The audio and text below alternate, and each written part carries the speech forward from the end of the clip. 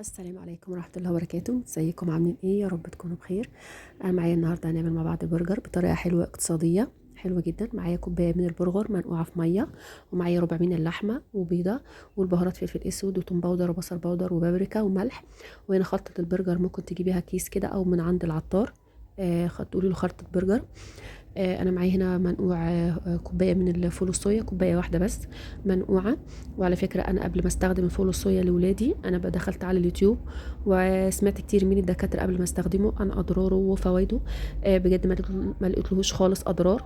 وعايزه تتاكدي ادخلي على اليوتيوب وشوفي، هو بجد بروتين وليه فوائد برضو ملوش اضرار.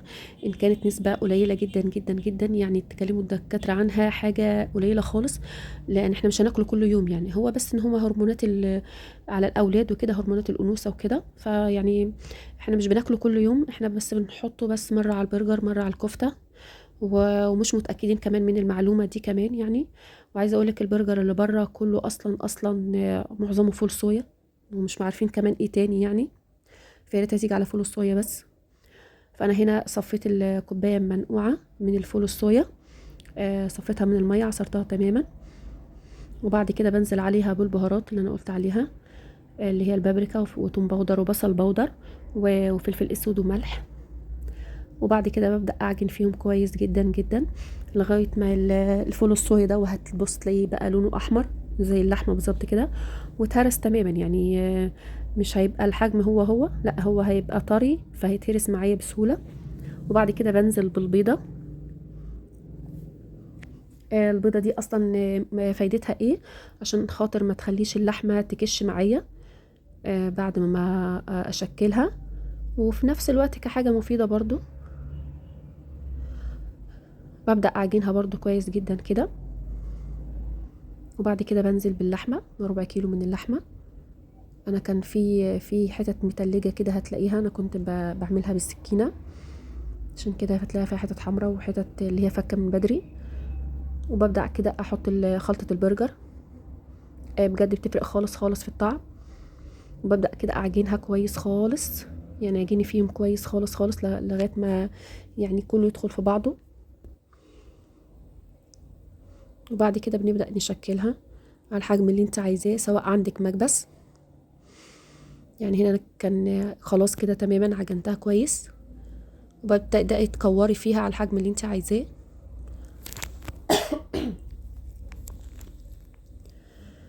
انا كده هنا كنت مقطعه الاسترتش جنبي ومجهزاه خلاص. وبعد كده ببدأ اضغط بالمكبس، بمكبس او غطا برطمان، عادي براحتك مش هتفرق خالص. هوريكي دلوقتي هنعمله ازاي بغطا البرطمان برضو.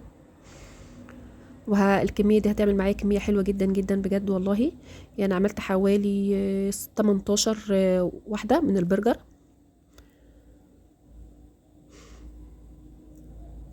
انا كده انا حاطه الاسترتش وهسيبه بيها ده لو انتي هتفرزيه وتشيليه في التلاجة. خلاص بتطبقي كده الكيس عليها وتحطيهم في بعض في علبه او في كيس وكده تمام. لو انتي مش هتفرزيه عادي، مش تشيليه من الكيس عادي وتحطيه على الطبق لغايه ما بعد كده تبداي تقليه.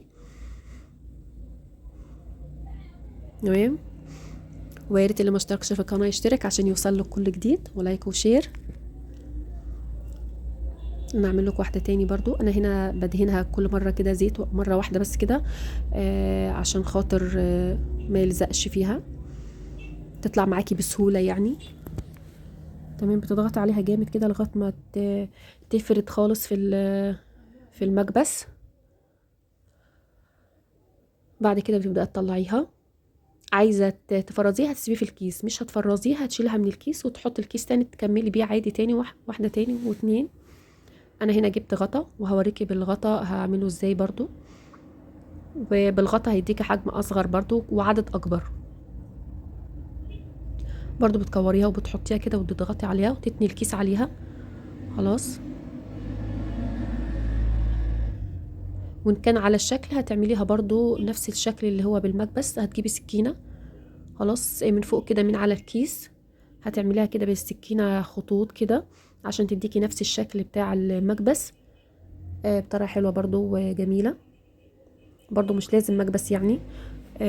ينفع الغطا برضو، غطا برطمان اي غطا عندك. وممكن الغطا بتاع علبة الجبنة النستو ينفع برضو لو هي موجودة عندك، فمش شرط المكبس عادي يعني. انا عم كملت كام واحدة برضو بالغطا، ولو هتفرزيها هتسيبيها بالكيس زي ما هي.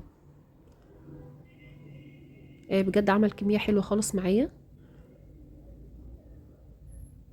وهتلاقي عندك صوص المايونيز برضو انا اللي عملته، موجود عندك في القناة، وصوص الجبنة والعيش الكايزر ان شاء الله باذن الله نعمله مع بعض. انا عملته بس انا ما صورتوش.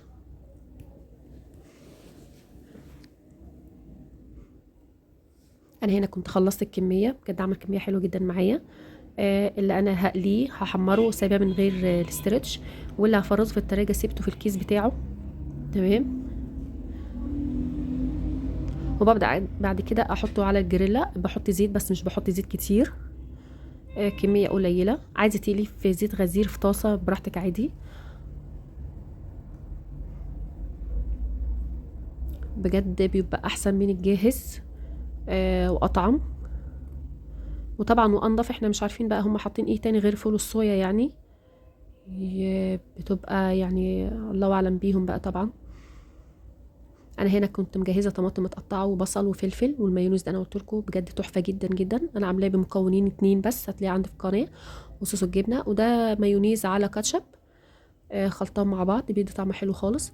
وبتبداي بقى تحشي اللي انت عايزاه يعني بالطعم اللي انت عايزاه. تحطي الجبنه الاول، المايونيز الاول، طماطم تحطيها من تحت.